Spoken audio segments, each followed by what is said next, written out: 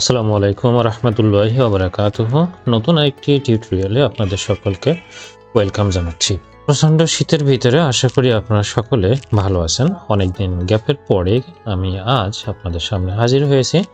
সপ্তম শিক্ষক নিয়োগ বিজ্ঞপ্তি যেটা 2026 আজ 4 জানুয়ারি, যদিও এটা 5 জানুয়ারি ভাবে প্রকাশিত হয়েছে।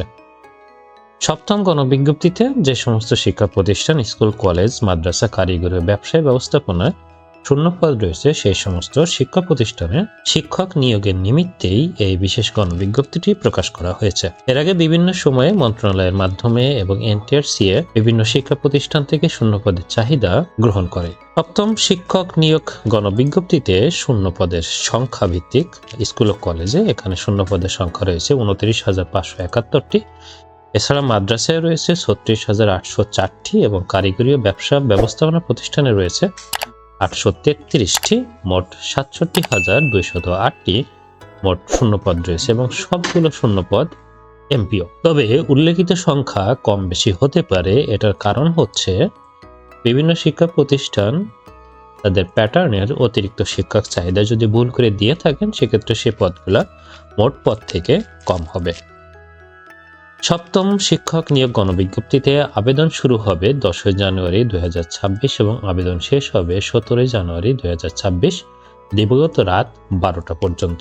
মোট 7 দিন সময় দেওয়া হয়েছে। 7 দিনের ভিতরেই শিক্ষক হতে আগ্রহী প্রার্থীদের নিকট থেকে আবেদন গৃহীত হবে।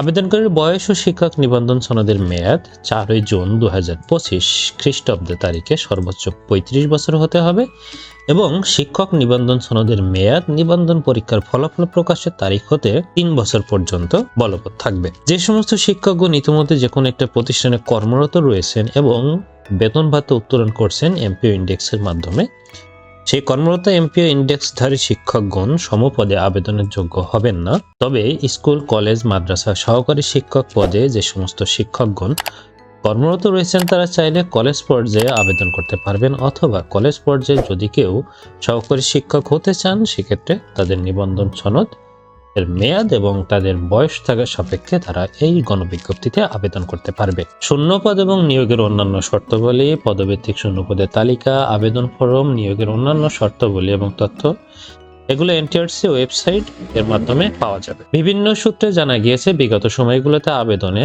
পছন্দক্রম 40টি দেওয়া গেলেও এবার সে পছন্দক্রম কমিয়ে 7টিতে আনা হয়েছে। তবে পছন্দক্রমের বাইরে যদি কোনো প্রার্থী অন্য কোনো প্রতিষ্ঠানে চাকরি করতে ইচ্ছুক হয় সেক্ষেত্রে আদার্স নামক একটা অপশন থাকবে। সে অপশন থেকে ইয়েস বাটনে ক্লিক করলে প্রথমে উপজেলা, তারপরে জেলা, তারপরে নিজ বিভাগ অথবা অন্য বিভাগে সুপারিশ করা হবে শূন্যপদ থাকা সাপেক্ষে। আর যদি প্রার্থী উক্ত 7টি চয়েসের বাইরে চাকরি করতে অনিচ্ছুক হন সেক্ষেত্রে তিনি নো বাটনটি ক্লিক করবেন।